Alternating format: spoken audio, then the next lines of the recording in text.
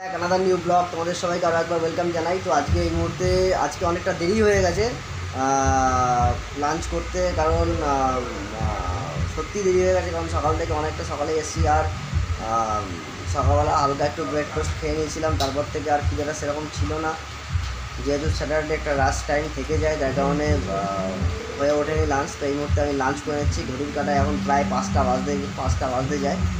আর মোটামুটি সবাই এখন যারা টিম মেম্বার্সরা আছে সবাই মোটামুটি কাজে ব্যস্ত, আর আমি এই মুহূর্তে লাঞ্চ করবো। তোমরা কেমন আছো বলো, তোমাদের কী খবর? তো চলো একটা মজার গল্প শোনাই তোমাদের। আজকে সকালবেলা একজন খুব ইনস্টাগ্রামের খুব বড় ব্লগার এসেছিলো।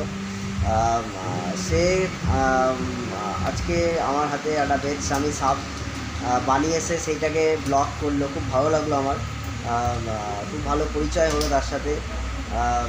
ওনার নাম তো আমি ঠিক বুঝতে পারলাম না, কারণ খুব ব্রাশ পিরিয়ড ছিল। ওই সকালের দিকে মোটামুটি একটু ভিড় ছিল, সেই সময়ের দিকে আর কি সেই ব্লগার এসেছিলো তিনি।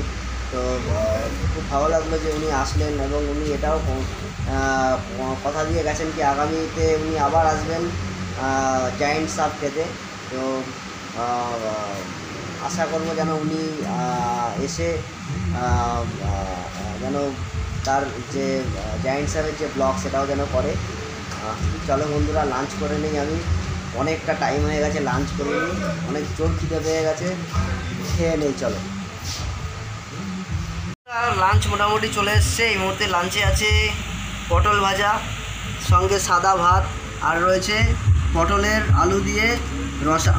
তো চলো আমি লাঞ্চটা সেরে নেই, আর তোমরা তোমাদের মোটামুটি লাঞ্চ কমপ্লিটই। আজকে স্যাটারডে, মোটামুটি অনেকেরই অফিস হাফ ডে হয়ে ছুটি হয়ে গেছে, বাট আমাদের রিটেল সেক্টরে হাফ ডে বলে বা স্যাটারডে সানডে বলে কোনো গল্প হয় না, যারা আমরা এই সেগমেন্টে আছি।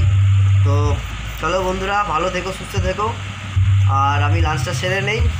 আর আমাকে সাপোর্ট করো, সাবস্ক্রাইব করো আমার চ্যানেল ভ্রমণ আড্ডা। আর ফেসবুক থেকে যারা দেখছো সত্যি অবশ্যই ফেসবুক পেজটা ফলো করো।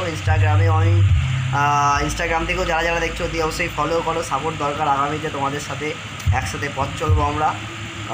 চলো বন্ধুরা, ভালো থেকো, সুস্থ থেকো, আবার দেখা হবে পরবর্তী ব্লগে। আসলে সকাল থেকে লাইভ ব্লগ করার একদম সময় পাই না, হয়ে ওঠে না সময়। সকালবেলা ভাবলাম একটা ব্লগ করবো, তো বাড়িতে অনেক কাজকর্ম ছিল যেগুলো বাড়িতে করতে হয়েছে।